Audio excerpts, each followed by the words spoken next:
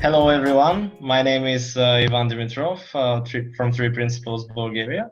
I'm a Three Principles facilitator, and I'm also working as a pharmacist right now. I have Iън Уотсън here with me, founder of Inside Space. I I met Iъn Uotсъn less than a year ago. I was interested in his work, what he was doing at that time, because I knew him from before from the homeopathic community, and I knew he was kind of a big shot there. And for me at that time, homeopathy was a really big thing, and I was really interested in healing, in the dynamic of diseases and stuff like that. And so I was really interested what shifted his work and what he had seen more. And I was kind of looking my way into healing and making people's lives better. So I was really interested in that, and I wanted to hear what more he had to say. So I started listening. He was talking about these three principles, and I didn't really know what they were, but by the time I started to pick up on the message and to understand them more and more, I saw that there is a lot to them, and it got really interested for me. And I saw that he was doing a workshop in Bulgaria, and I decided to go there. And from that, I picked this up, and I signed up for his facilitator training in London. We did a 9-month facilitator training. It is a really interesting journey, and I'm really excited to see where it goes. So, Ian, I'm going to turn it over to you, and with the first question, like, what did you see in the three principles, and how did you make this change? Like, what shifted in your work? What have you seen to go in this direction? Okay, thanks, Ivan. Yeah, for me, it was a natural progression from what I'd already learned and understood, because when you work with a lot of people over a number of years, which I already did, you start to see common patterns and themes. You start to see that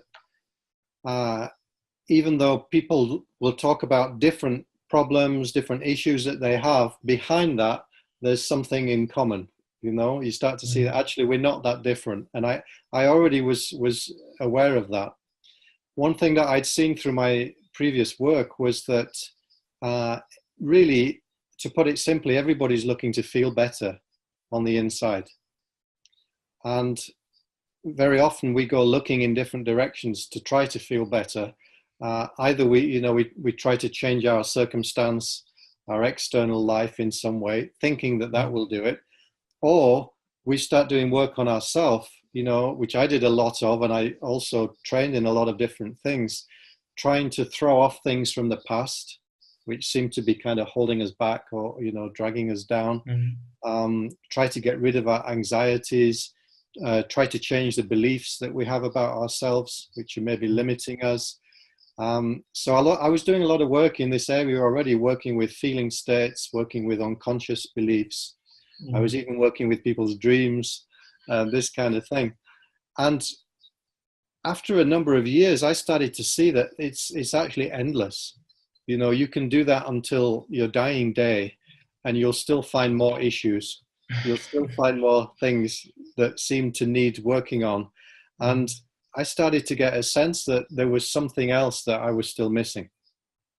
So I was still looking for a way to help people to reconnect to something within themselves, which I saw happen occasionally. So there was sometimes I'd be working with people and they would have some kind of a shift in their understanding. and they would settle down. Their life would seem to get on track. A lot of the things that used to be bothering them didn't bother them anymore. But I didn't know how it happened. It just seemed to happen occasionally and spontaneously for some people. It wasn't something that I could make happen. And it was frustrating because when that did happen, I knew that that's what the work was really about. That's what people were really looking for. Just a shift in understanding where it seemed like they kind of came home to themselves, or they reconnected to some part of themselves that they seemed to have lost sight of. And then everything else seemed to flow from that. And it was relatively effortless. And they didn't have to keep working on themselves at that point. Things started to just take care of themselves. So I wanted that. I wanted that for myself, and I wanted that for the people that I was working with. And eventually I came across this understanding known as the Three Principles in the beginning of 2011. And it was the simplest model, if you like. It was the simplest explanation that I'd found about how we function psychologically and emotionally as human beings. And I'd studied a lot of different things, but most of them were very complicated, and often they contradicted each other. Whereas this was just a very, very simple model that explained why we function the way we do, why we feel the way we do.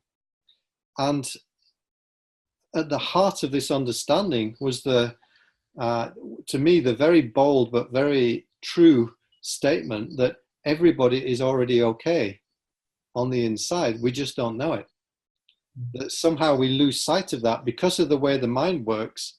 We lose sight of the fact that we've already got everything we need.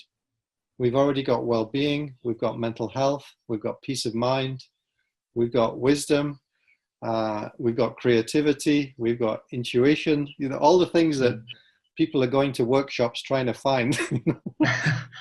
We already have it. And this model, it helped me to see that, wow, that's true. That's actually true. Everybody already has everything they could ever need on the inside. The only reason it doesn't look like that is because of the way that we function psychologically, the way that our experience gets created.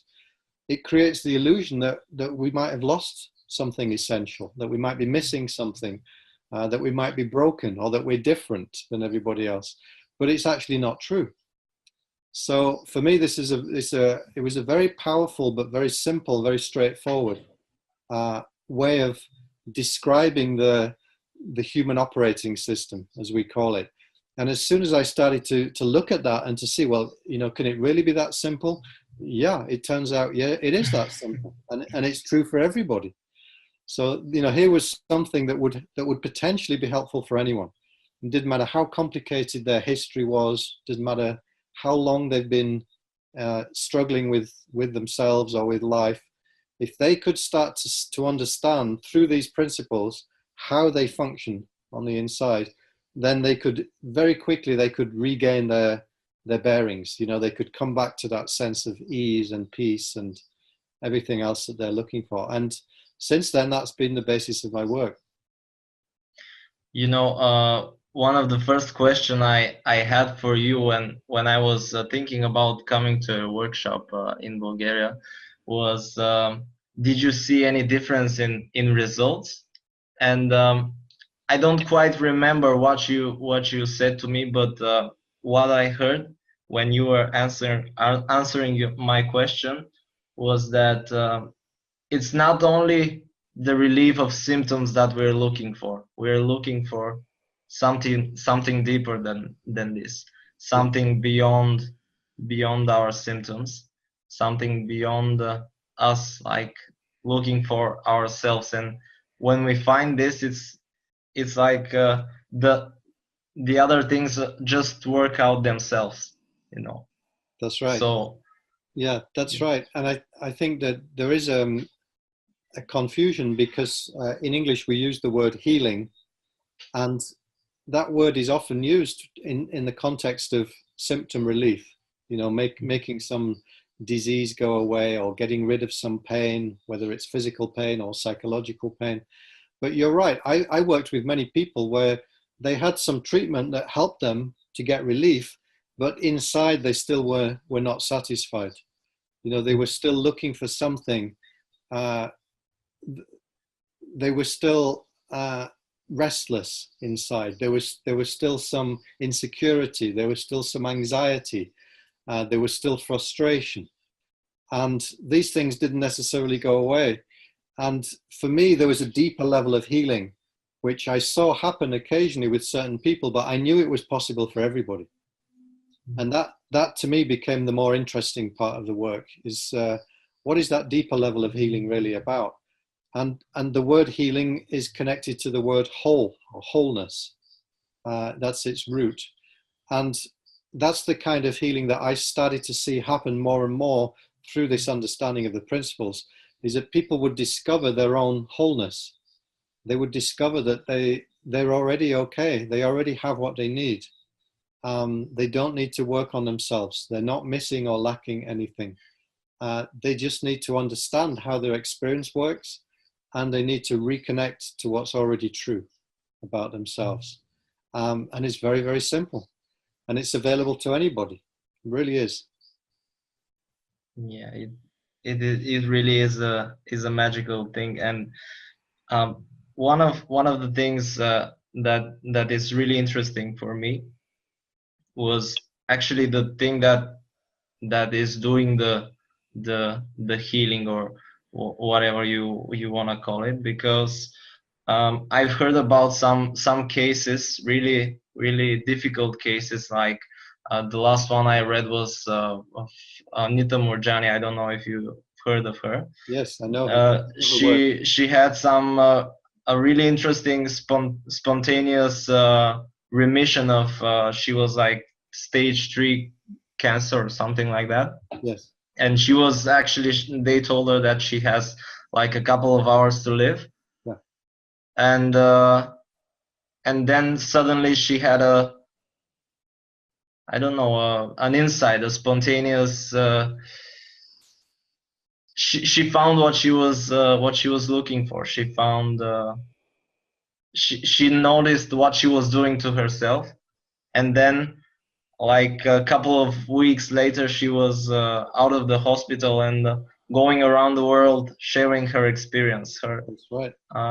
And for me this is a really interesting thing, because with some people it looks like it's really hard and disease won't go away, and with others it's like the disease just goes away, and it's like it's never been there before. And for me this points to a deeper understanding of healing itself, and that it's like, it looks to me like it's beyond our biology to do this. There's something more there that is doing the actual healing, and that it's a immaterial thing we cannot measure, but it really is an interesting topic for me. And I was really interested in philosophy of homeopathy, and I was really interested in the dynamics and the vital force, the idea of the vital force, and it kind of spoke to me, and I was really excited to learn more and more about that. And actually we can rely on this vital force, on this dynamic of life, and not just in healing. I saw that the big thing for me learning about the principles was that I saw that I can trust that not only in my health, but I can trust that also in my psychology. My psyche would heal itself. It has this ability, which was a really exciting thing for me, because I thought that like if I'm feeling this and this and I'm feeling really bad, it's something is broken inside me and I have to fix it. But actually it's not really true. Yeah. It is designed to heal itself. I know. Isn't that a wonderful thing to realize? And me too. I was really excited when I really saw that, because in my homeopathy work, I knew that that was true physiologically, that we're pre-programmed for health. With the orientation of the body is always towards health. It will do whatever it can in the direction of health. But for some reason, I hadn't seen that the same must be true in terms of our psychology and our emotional health. It must be true. How could it be that intelligence is working for us physiologically, biologically, but not psychologically? It doesn't make sense, when you think about it. It just doesn't make sense. But for some reason, like you, I had fallen into the habit of thinking that if I was disturbed emotionally or psychologically, that was something I personally needed to resolve. I needed to take charge of it and work with it. I had to work on these issues. Well, that's just an idea that we've, in some sense, we've inherited from the realm of, from the field of psychology. And there's a lot of evidence that tells us it doesn't really work. That's what I found, is you can work on yourself for sure, but you won't find what you're looking for by doing that, because not only is it not necessary, but that's not the way that we're designed. We're designed to self-correct, as you say. Self-healing runs all the way through. And what we have to learn is how that works, so that we can align ourselves with it, which really means we get out of the way.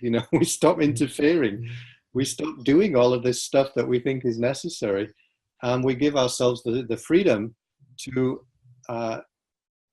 let nature do what it's really do, what it would do naturally, and also what it used to do naturally for us when we were younger. I think that's the thing that's helpful for people, which I often talk about, is if you want to learn how to heal psychologically and emotionally, look at a 2-year-old or a 3-year-old child and see what happens. When they get upset, which they do, they get just as upset as we do. And what do they do to get over it? Well, nothing. They just forget about it and they go on to the next thing. Whatever catches their attention, they go on to that. And whatever was troubling them disappears. I mean, it literally disappears. It's as if it never happened. Yeah. And we accept that with young children. We think that that's great and that's normal. And we talk about how resilient they are, and how quickly they bounce back. But we think that it's different for adults. And it's not. If an adult just lets something go quickly and gets on with their life, we say, well, maybe they've gone into denial, Exactly, yeah.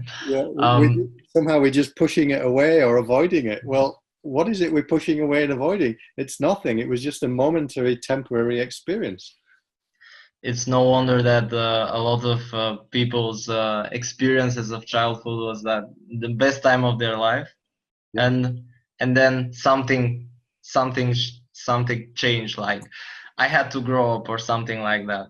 That's right. Yeah. And this is not if you have to grow up like that. I wouldn't want to grow up like that just to throw my life away. I know. Well, that's it. Once you see that, you kind of realize, whoa, I wish I could have retained whatever it was that I had as a youngster. If I'd managed to maintain that, I would have had a much easier time in life. Well, the good news is we can reclaim it. It's still available to us, even as adults. It's still available. Our intrinsic nature has not changed. Yeah, and for me, it doesn't make any sense to lose it. You cannot lose something that was always inside you. Like exactly. you just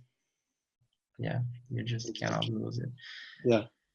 But I think learning about the 3 principles is really helpful in this respect, because it helps to explain to people why it appears that we lost this. Yeah. It helps us to understand that, so we can actually see, oh yeah, now it makes sense to me why I thought I was broken, why it really felt like there was something wrong with me. Now I can see that because I understand now how the mind works, I can see that's just a trick of the mind. It's not true. It just looked and it felt true, because whatever we think, we feel. And once you start to understand that in a deep enough level, you start to see we can think anything and it will feel true. Literally anything. Now, that doesn't mean that it is true. It just means that momentarily we're creating the experience of it being true. I'm thinking right now, for the people that, for example, are struggling with disease or struggling with something else in their life, if they're not feeling fulfilled or something like that. Yeah. What would you say to them? How could we like boost this thing up, or how can we move away, especially in disease? For example, I come to you with this and this symptom, and I tell you I want relief from this. Mm-hmm. And how would you work with a person like that? For example, how would you approach this? Yeah, well, in my work now, I don't work medically with people anymore. As a homeopath, I used to, I would prescribe things for people that would be intended to help them with their medical problem. So if they want that kind of help, I tend to refer them to someone who specializes in that. Yeah, that's fine. And I don't mind what that is. If they want orthodox treatment or they want alternative treatment, there are people that specialize in that. My specialty is helping them to understand how their mind works so that they can optimize the functioning of their own psychological immune system. Let's call it that. Because I know that if they optimize the way that they function psychologically, that is going to support their healing on every level.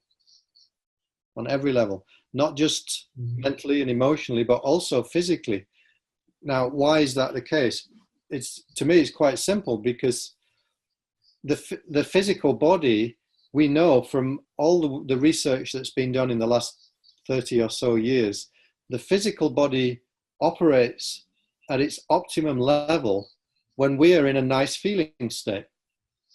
When we're feeling calm and relaxed and peaceful and happy, basically stress-free on the inside, our immune system goes up, the capacity for cell regeneration increases, the genes which are pointing us in the direction of health start to get activated. All of these things, our metabolism functions better, our heart rate tends to slow down to its optimum level, blood pressure tends to come to its optimal level. All of these things happen naturally as a byproduct of us being in a nice, relaxed feeling state on the inside. Whereas, if we're living in a chronic, regular, on a daily basis, if we're feeling anxious, worried, frustrated, stressed, upset, whatever it is, any kind of stressful feeling, it has the opposite effect on the physiology. It diminishes the immune system. It slows down the capacity for self-healing and self-repair. It tends, over time, it switches on the genes that lead to disease, disorders, and so on and so on. So for me, there's a very, very solid practical reason why anybody with a physical health problem, they want to learn how their mind works. Now, and people, this is very counterintuitive, because when someone has got a physical disease, often they think, well, of course I'm worried. Anybody would be worried, It's natural to be worried, but it's not. It's actually not. And not only is it not natural, it's not helpful. So I think it's important that people understand that. It's understandable that if you get a diagnosis, and it's something that you didn't have before, it's understandable you might generate some anxious thoughts, at least for a while. Suddenly you don't know. You don't know how long you're going to live, or am I going to get better, or when is it going to go away? That's understandable. But you've got to learn that you don't want to be going into that habit of thinking on a regular basis, because that in itself is going to lead your health in a downward spiral. And it's going to diminish your chances of healing. So by working with the mind, there's two things that I've started to see happen for people. Once they understand how their mind works, So basically they start to feel better in themselves. Even while they still have the health problem, you can still feel better in yourself. Yeah, I know many people that have, even people who are close to death, like Anita Mojani. Yeah, she's close to death, but suddenly she realized, actually on the inside, and I don't mean physically on the inside, I mean in the essence of who I am, I'm still okay. I'm perfectly okay. There's stuff going on with my body, but that's not who I am. Who I am is completely okay right in the middle of this. Now anybody can realize that. So that's the first thing, is that when a person connects to that peaceful place within themselves, in and of itself, it increases the healing capacity. So a lot of things will just spontaneously disappear. Even things that the person didn't really think was psychological. I've seen things disappear that I didn't think was psychological. You know, quite often I didn't have any expectation that thing would clear up. And it wasn't even the reason why the person was coming to me, but it just cleared up spontaneously. Once the person started to understand how their mind worked, they got themselves into a nice, relaxed feeling state. Suddenly they realized, oh, that disease has disappeared. Where did it go? So that's the first possibility, is that a lot of things will just spontaneously resolve because they're no longer being fueled by, you know, a background of anxiety and worry and stressful feeling. But that doesn't happen for everybody. It's lovely when it happens, but it doesn't happen for everyone. Yeah. But the second piece of good news is when that doesn't happen, through this understanding of how the mind works, people start to discover that they're connected to this deeper intelligence, what the homeopaths call the vital force. That there is this deeper intelligence that's behind life. And as you said, it doesn't only take care of physical health, it takes care of everything if we let it. And what I've noticed is that as people start to understand the principles more deeply, they start to listen to that deeper wisdom more than they did before. And it starts to inform their life in all kinds of subtle and interesting ways. So people start changing their diet without even realizing that they're changing their diet. They start changing their daily habits. They change their sleep pattern. They make changes in their relationships. They make changes in their work. They start doing things because of that wisdom is showing them what to do. And then gradually over time, their health starts to change.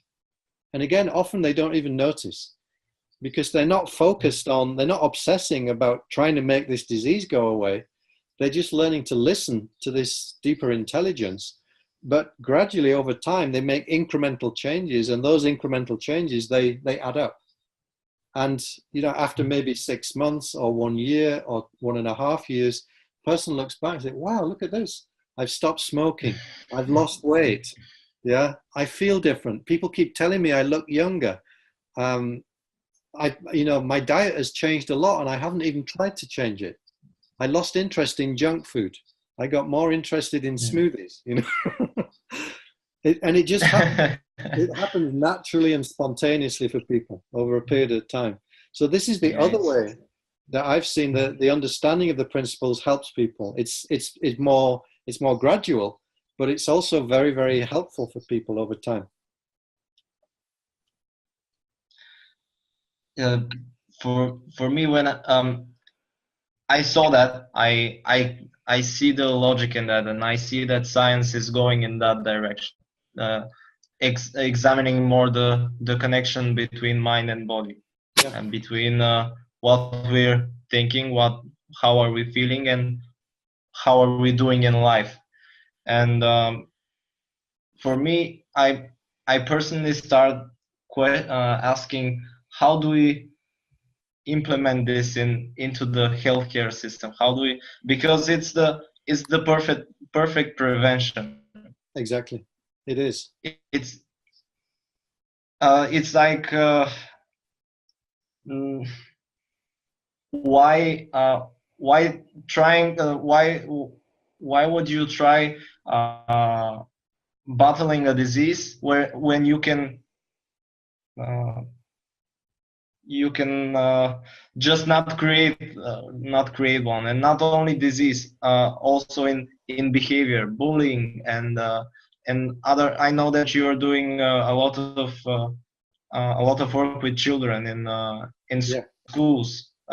What have you seen there, and what did you Yeah. see in the change in the children, and how do they respond to this? Do they understand this? Absolutely, they do. They understand it quicker than we do.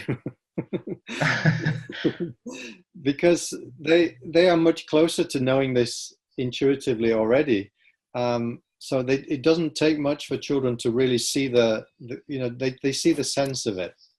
And what I've noticed with children is that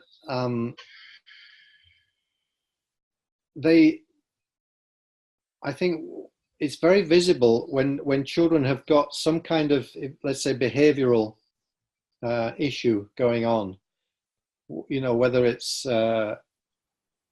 towards other people or towards themselves. In the UK now, there's a big focus on the mental health of young children, because there's a very high incidence of anxiety, depression, even suicide, self-harm, anorexia, bulimia. These things have become very, very common for youngsters. And all of these different behaviors, there's a lot of treatments which are directed towards trying to change the behavior, trying to improve the behavior, or just trying to help the child to feel better in one way or another. But there isn't much of an understanding about what is creating those feelings and what's creating that behavior. And this is the missing piece that the three principles brings to the table, is that we can help children to see it's like that behavior which is causing a lot of problems in your life is the end result of a process. It's the visible outcome. In the same way as a physical disease is the end result of an invisible process. And what we want to do, we want to get behind the scenes. We want to go further upstream and understand what is the origin of this. Where is it actually originating? What's the source? Can we get back to the source of this? And we can. The three principles helps us to see that everything originates in the realm of thought. And thought is invisible. It's this invisible energy or power that we're using to create all of our experience. And once people start to understand that, they start to see, oh, wow, I've got this gift of thought, but half the time I've been using it against myself. I've been innocently, without realizing it, I've been using this gift of thought to create an experience for myself which I don't like, which is actually unpleasant. And then because the thinking is invisible to me, I've been blaming the outside for the way that I feel. That's the trap that we all fall into. We don't see the thought that's creating our distress, so we understandably associate it with something outside of ourselves. But as soon as we can see that, we can see, oh, wow, that's all that's going on. It's my own thinking that's distressing me. That thinking is creating upsetting feelings. And when I feel that way, then I just act out. I react to this way that I'm feeling. Yeah. But what am I really reacting to? I thought I was reacting to someone out there, but actually I'm just reacting to my own thinking. I didn't realize it. Well, children see this very quickly, in my experience. And as soon as they see it, they stop doing it. They suddenly realize, well, why would I do that? This doesn't make sense. Exactly, yeah, it stops making any sense. It stops making sense. Yeah. And the other thing I saw that before I learned about this, I thought that my feelings were telling me that, for example, my feelings are telling me that this guy is hurting me and I should do something about it. Yeah. And what I saw was that actually, no, our feelings are they're our navigational system, and they're actually that we should back up a little bit, or we should rethink what we are doing right now, and we should return to, because when you have a bad feeling and you act on it, you innocently start to generate more and more, and basically what you want is that you don't want this feeling. You don't want to be feeling like this. You want to feel better, And yeah, and that's all. For that's me, all that everybody wants. yeah, for me, this was a really big thing because I didn't know I really didn't know what I wanted uh, in life, you know. And I didn't know what people wanted in general. Yeah. And all we want is this feeling. We want to feel better. We want to feel good. That's it. And It's the universal. the more we come back to ourselves, the more we start to feel better. Yeah. That's it. To experience that. You're right. And I think the reason that this is fundamentally, this is what everybody's looking for, is because we know it's possible. You know, somewhere we have an intuition, even when we're feeling very upset or very distressed, we know somewhere that we could be feeling different. We know it's possible. And because we know that, that's why we search for it. We chase after it, and we try all kinds of things to try to feel better. But unfortunately, most of the things that we try, as you said, they just perpetuate the cycle. You know, they bring just momentary relief or no relief at all. And then we have to try something else, or then we have to do it even more. We end up in a never-ending cycle of feeling distressed and then doing something to try to feel better, and then feeling bad again and doing something to try to feel better.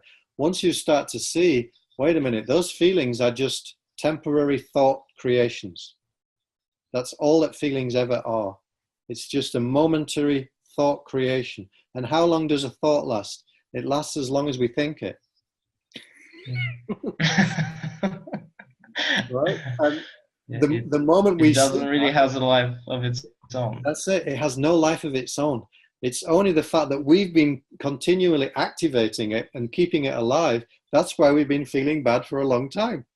And it wasn't deliberate. It was just a misunderstanding. I think that's really important to emphasize. Nobody does that to themselves deliberately. It's just a misunderstanding of how the mind works, which unfortunately, even the professionals who are working in the psychological field, they have the same misunderstanding as the rest of us. So to answer your question, well, how do we bring this into the health service? You know, this should be the foundation of any kind of healing work. I agree with you, but it has to start with us. You know, we can't expect our patients or our clients to have this understanding. If we as professionals, if we don't have it ourselves, how can we possibly give it away to other people? So I think the responsibility is on each of us. We've got to look into this for ourselves. We've got to get our own understanding. And once we start to learn it for ourselves and we connect to that peaceful place within ourselves, that's the way that other people will get interested, because they'll notice, they'll see that there's something that we have that they would like. You know, there's some kind of resilience and some kind of ease and a certain kind of ability to let things go quickly, which people are interested in. You know, when they see that, they think, yeah, I'd like to be able to do that. Yeah, because it's a bit like looking at a young child, you know, and admiring how quickly they get over things. Well, if you see that in an adult, you think, well, yeah, that's even better. That means it's possible for me. Yeah, if that person can do that, it must be possible for me. And it is. It's something that anybody can learn. But we have to see it for ourselves. It has to be realized. It can't be learned like a formula or a recipe. It's not a technique. It's what we call an insightful understanding. You have to realize it for yourself. You have to see it. It's like, oh, wow, that's how it works. I never realized that. Oh. But the beautiful thing is, once you see it, you can't go back to the place you were when you didn't see it. Yeah. I like where you're pointing to the nature of change and seeing how a person changes. How can anyone change at all?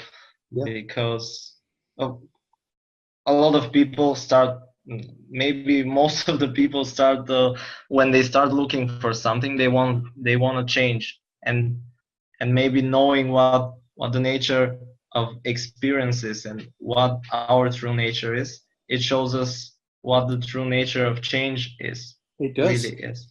Yeah, it does. And again, this was something which I had already seen this with people that I worked with, where people would just have some kind of an insight or a shift in consciousness and their life would change. But very often I would make the mistake of thinking that there was some technique that they had to do in order to have that insight. And I myself was using those techniques.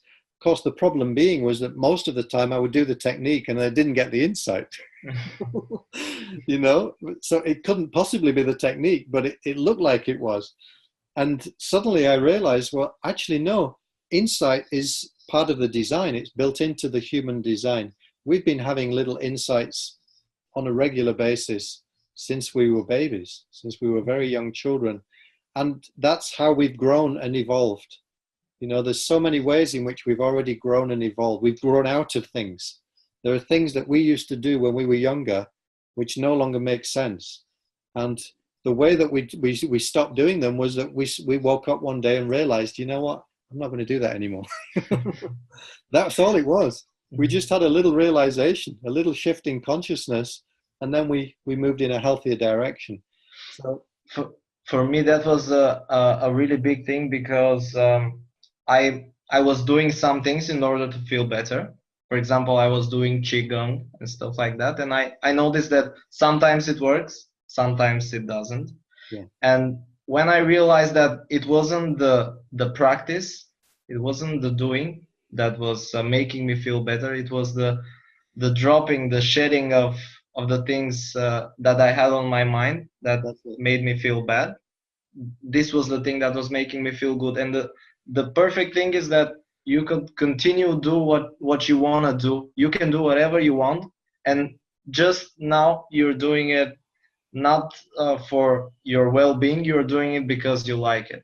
Exactly. And it's like you start to enjoy it more and more, because you don't care what it's going to do for you. You just do it. That's it. It's beautiful to see that.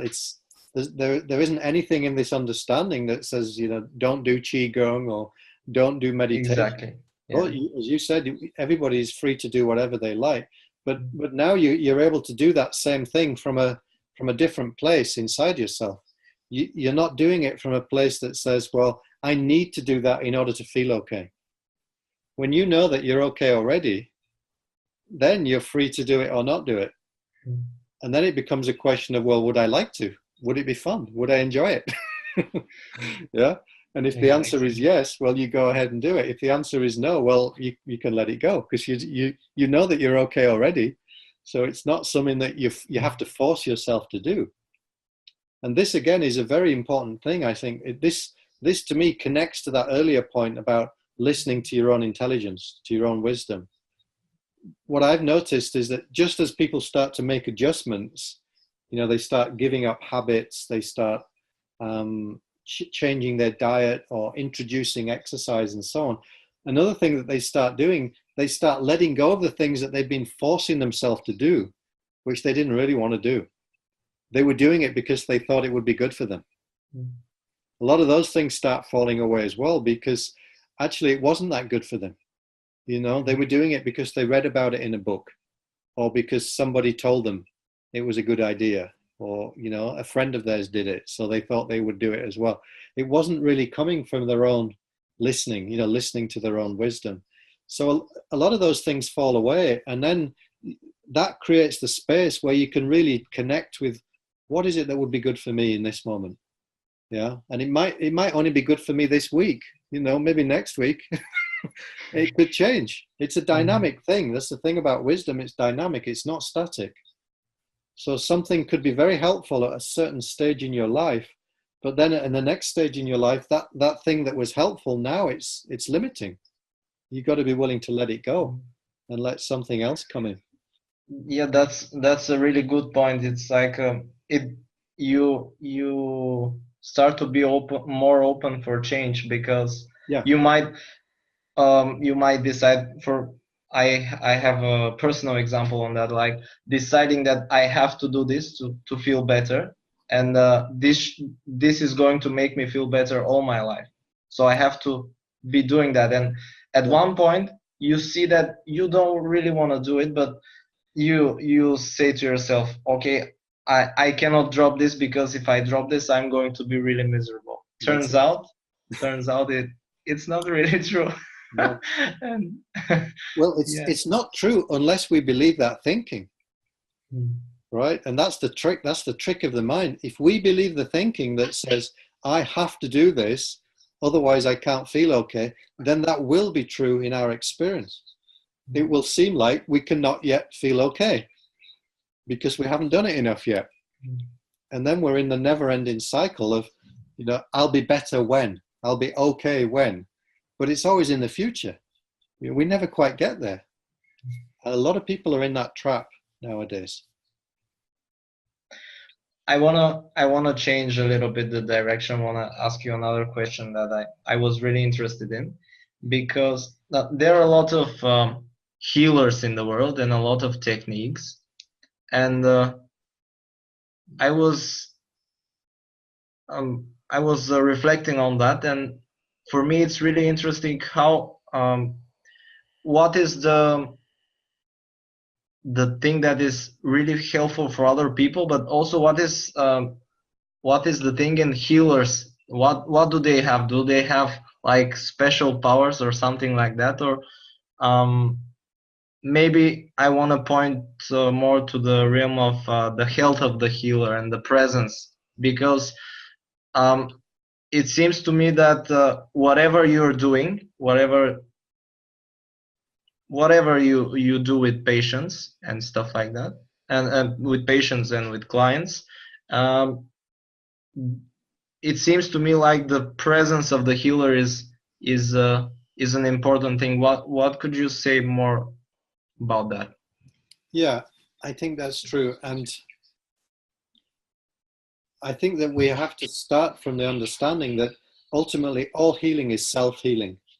Nobody really can heal anybody else.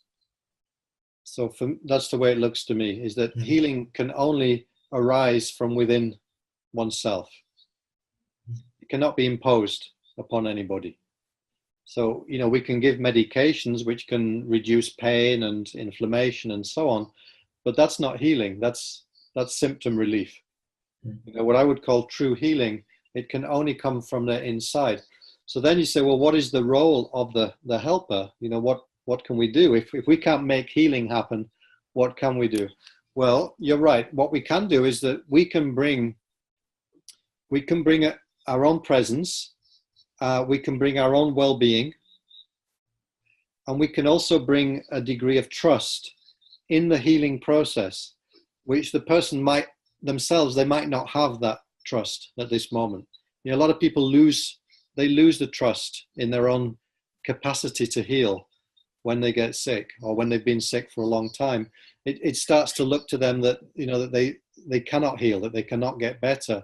So if we can bring that trust, if you like, that healing is possible, then what we're doing is essentially we are being a reflecting mirror for the inner healer which exists within everybody. So if we are a good reflecting mirror for that, they start to wake up to the fact that that's true for them on the inside.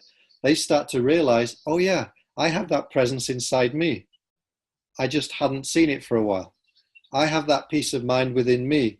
I just lost sight of it because I've been very anxious. And I have that capacity to heal myself. I'd just forgotten. I thought I needed somebody else to do it. Mm-hmm. To me, that is really the role of the healer, is that we're a reflecting mirror. We're helping the person to reconnect to something that was already inside them, but they'd lost sight of it, or they'd lost the trust in it. That's all. I really like where you're pointing, because it shows us that our role really is more of an educator than it removes responsibility, because I heard a lot of people in the medical community feeling very, very responsible for their patients, and it is important to be responsible. I understand that, but there is there is a fine line between being responsible and being really and not needlessly responsible, if I could say something like that. Yeah, I agree. And I saw the same thing, Ivan, in my own profession in the homeopathic field. A lot of my colleagues, they got very caught in the idea of being over responsible for the health of their patients to their own detriment. You know, this is a big, I would say this is a big factor in why health professionals get burnt out, or why they, you know, their own health starts to go down because they're over concerned about the well-being of the people that they're working with, which means that we become less effective as helpers, you know. So it's important that we know how, not only how to take care of our own health, but also that we don't take on board a responsibility which is not really ours. And really, it's not in our hands whether someone ultimately gets healed or whether they don't. You know, we're not in charge of that. Even they themselves are not in charge of that, ultimately. You know, a lot of people want to get well and it doesn't happen. Other people, it spontaneously happens and they didn't do anything to make it happen, you know. It's not as personal as we think. There's other things. There's another factor behind the scenes that's working, which we call the intelligence of mind, the intelligence behind life. It knows what it's doing. And to me, our job is to really get ourselves out of the way, because if we've got an agenda where if we start to think this person has to get better, I need them to get better. Well, that's about me now. It's not about them, right? I need you to feel better so I can feel better. Exactly, right? And it's an easy trap to fall into. It's that I need you to get better because I'm worried about you and I don't want to feel worried. You know, well, I don't know what you're talking about. Never experienced that. That means what I'm really concerned about now is my own healing, not yours. You know, I'm pretending it's about you, but really it's about me. That's why I say all healing is ultimately self-healing. So as helpers and as healers, we've got to have eyes for that. We've got to start to see when we've got this hidden secret agenda, and we've got to be willing to put that to one side and, you know, not get caught in that. Because what I've noticed is that it's not a place that we're very effective. We can't work in an effective way as healers from that place. So it's paradoxical, because in a sense, when we truly don't care, you know, by what I mean by don't care is when we've got no attachment to the outcome. So when we're equally okay with whether the person gets better or whether they don't, once we can sit in that place, that frees us to be really helpful. Then we can connect to that deeper wisdom, and we can do what's necessary and helpful. But as long as we think that this has to happen, and it has to happen on my schedule, that contaminates the healing process. It contaminates the healing relationship also. I really admire the logic in all of this, because mostly when I'm struggling with should I have this feeling or not, I ask myself, is it helpful for me? For example, when I ask myself, is being over responsible helpful for me, and what is the ultimate agenda here? The person to be better, and how can I help him feel better when I'm thinking straight, when I'm in the zone, when I'm in the game. Yeah. That's it. And that's a great way to approach this. Is to me, that's the practical value of this understanding, is that you can start to learn then from any experience. So, you know, we are going to get caught. We're going to get caught in the idea of over responsibility or over concern for our loved ones or for our patient. Of course, it's going to happen. We're human beings. But this understanding, it enables that to happen, but we can also learn from it. Because we start to notice, well, if I'm feeling upset, I'm feeling distressed, I'm feeling worried, as you said, you just ask yourself, well, is this helpful right now? Can I be helpful from this place? Yes or no? And if the answer is no, what do I need to do in order to be helpful? I need to let this go. I just need to let this go so I can come back to my own well-being. Because I know that when I'm back in touch with my own well-being, then my vision will be clearer. My understanding will be deeper. I'll have a better access to that wisdom. I'm much more likely to know what to do then that will be helpful. And I can trust that. It's something that I can trust. And sometimes the best thing to do is nothing, isn't it? Sometimes we just need to leave things alone for a while and, let nature take its course in whatever way. Very often we intervene because we ourselves are anxious. A lot of the interventions that we do, they weren't really necessary. We were doing them because we were worried. We're trying to take away our own worry. It wasn't really beneficial for the patient.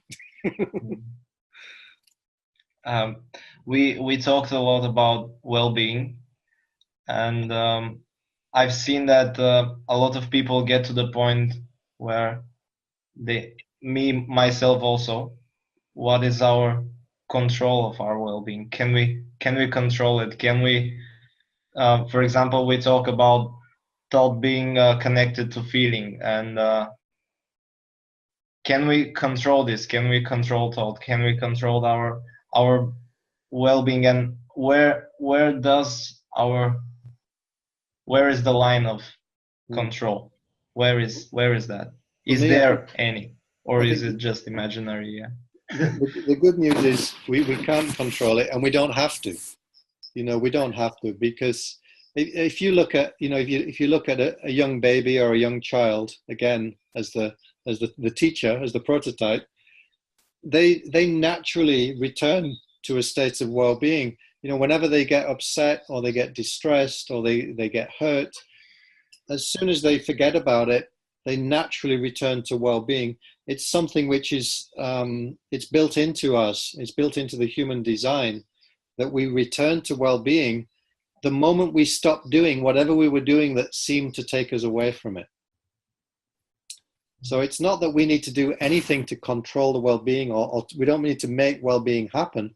Well-being is what naturally arises every moment we stop doing whatever we were doing that seemed to take us away from it. And all we were doing was creating something via this gift of thought that appeared to be real in the moment. That's all we're ever doing that seems to take us away from well-being. We're just creating some illusory experience, and we're not seeing it as a thought creation in that moment. We're seeing it as a reality. So momentarily, we lose sight of our well-being. But even then, we haven't really lost our well-being. We've just lost sight of it. That's the paradox. From a place of total well-being, we can create the experience that we've lost it. But we're even creating that experience from a place of total well-being. Right? The well-being hasn't gone anywhere. It really hasn't. We use the analogy of the sun, when the clouds obscure the sun hasn't really gone anywhere. It's disappeared in our experience, but that it hasn't really gone anywhere. It's exactly the same as it was before. It's just that we can't see or feel it right now. That's all that's happened. And as soon as those clouds disappear, oh, there it is again. We didn't have to do anything to make the sun come back. That is the same with our well-being. One of the things that I saw in this understanding is the more we see the nature of thought, the nature of our experience, the more we have a ground to step on. Yeah. It's like whatever you're feeling, if you understand where your feeling is coming from, there is this presence of mind that I like to call the presence of mind that is keeping you from doing anything stupid, Right. And it really helps because I really a lot of times I remember this story of George Pransky was telling this story. A woman goes to Sydney Banks and asks him, how can we get over a bad feeling? And he says, you cannot do that. And she says, so what is the meaning of all of this? And I really liked his answer. He said, a bad thought is better than a bad reality. That's it. It is so true. I cannot forget the truth of this. It's such a powerful thing that he's saying there, because it sounds like he's been almost flippant, but he's not. He's saying something really powerful, because what he's saying is that if you can understand that the worst that can happen to you is you get fooled by your own thinking momentarily, if you understand that that's all that's ever going on, you've really got nothing to worry about. Right? Exactly. Yeah. You might still get worried in the moment, but then you're going to realize, oh, wait a minute, it's only thought. That worry is only thought. It's not real. It's not a reality. And as soon as I see that, and I understand, if I understand the nature of thought is transient, it's only ever temporary. If I leave it alone, it just comes and goes by itself. Then with that understanding, I don't need to do anything to make myself feel better, because I know 100% certain I'm going to feel better soon enough anyway. As soon as that thinking moves on, which it will, I'm automatically going to feel better. Yeah. And there's something very reassuring in that, isn't there? It's, as you said, it's like a solid ground that you can stand on. And people need to experience this to know the truth of it. They need to test it for themselves and start to discover, wow, yeah, it really does work that way. And it is something I can rely on. And it doesn't work just for some people, and it doesn't work just for some feelings either. It works for all of them. Exactly. Yeah. They're all the same. And in our essence, we are all the same. And another thing that I saw in this understanding was that the words of the oldest sages back in the days, they started to sound logical. Yeah. They sound, for me, they rang some truths. They had some truths in it, but I couldn't see that before because I didn't understand the true nature of experience. Yeah, you're right. And I think the principles has that effect for a lot of people. It helps to make sense of the things that you already knew to be true. It helps you to understand them on a deeper level.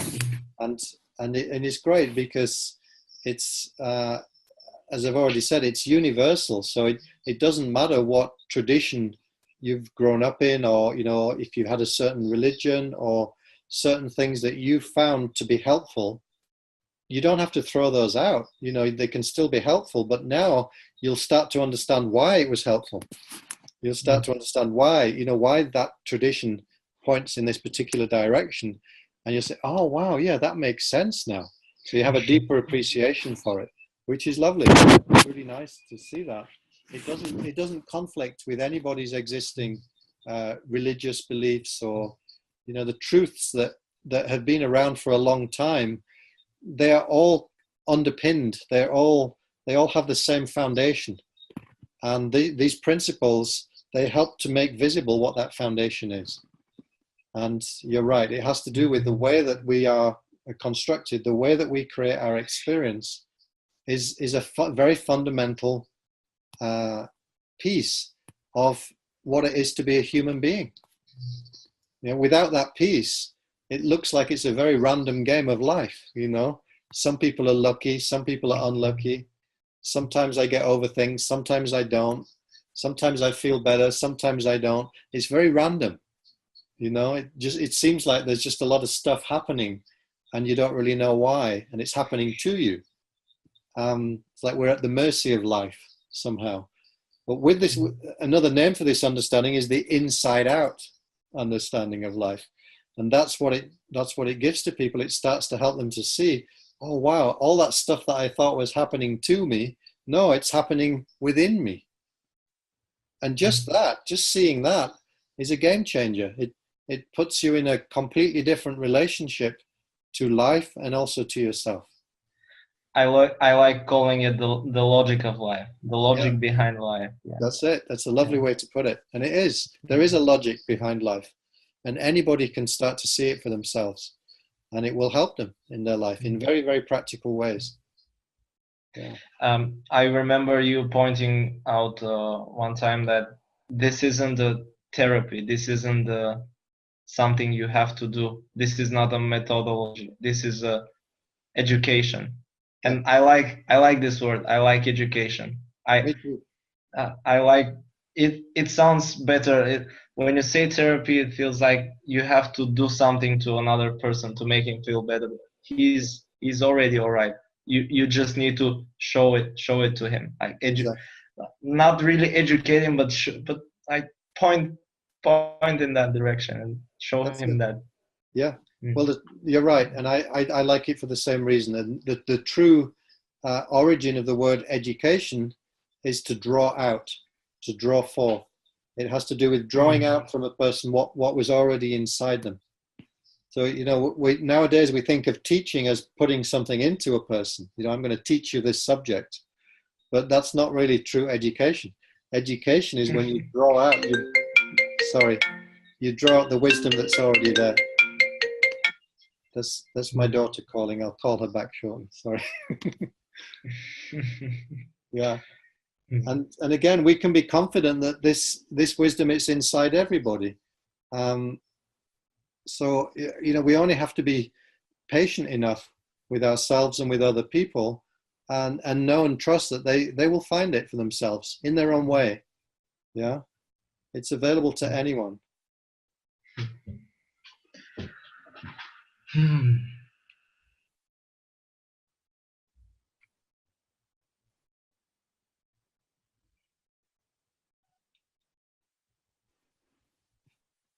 I think we covered a lot of things, and really interesting things, really important things. I think. If you want this, I feel like this is a good place to wrap it up. Sure.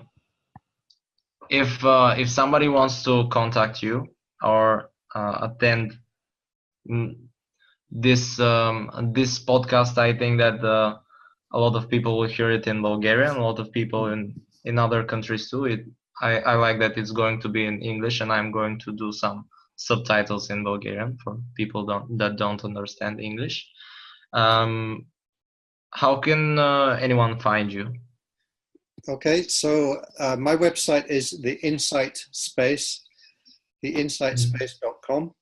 So people can have a look on there and find. There's also some other resources, videos and audios that people can watch and listen to, and they can contact me via the website. And we also have a Facebook page as well, which is called the Insight Space. So people can like the page and they can follow it on Facebook. And I'm always happy to hear from people and answer any questions that they might have. And I know that you're doing a workshop here in Bulgaria. Yeah. Are you? Yep, I'll be coming to Bulgaria again. It's right at the end of September, I think, beginning of October. And is it open for other people? Like yeah, it's organized by a company called Aquasource. But you'll find contact details on my website if you look on the events page. But the workshops generally are open to people, so you don't have to be part of that company. You can still come along if you want to learn. It's a weekend workshop, and there will be a translation into Bulgarian as well. Perfect. And if anybody wants to contact me, they can do it at threeprinciplesbulgaria.abv.bg. I would also like to hear what you think of this podcast, and I hope that there are going to be a lot more. And thank you, Ian, for this conversation. I really enjoyed it. Thank you, me too, and thanks for inviting me as your first podcast guest. Yeah. Thank you for accepting it. And I'll encourage you to keep doing more, and look forward, hopefully, to seeing you in Bulgaria soon. Yeah. Thank you. All right. Thanks very much. Bye now.